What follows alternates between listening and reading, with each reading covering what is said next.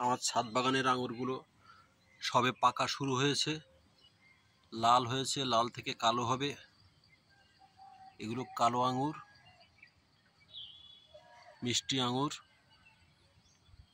বৃষ্টিতে এখন কাজ হচ্ছে, পলিথিন বেঁধে দিতে হবে, একটা করে প্লাস্টিক বেঁধে দিলে তবেই ভালো থাকবে, নইলে ফেটে যাবে, আঙুর নষ্ট হয়ে যাবে।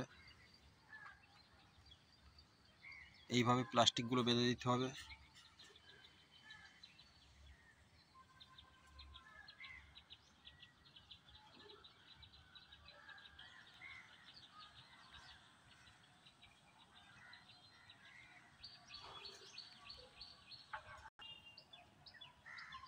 কাঁচা পাকা আঙুর।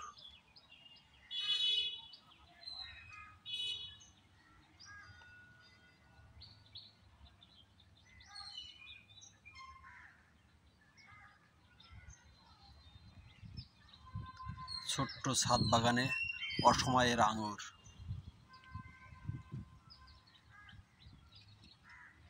এখন প্লাস্টিক বাঁধার কাজ।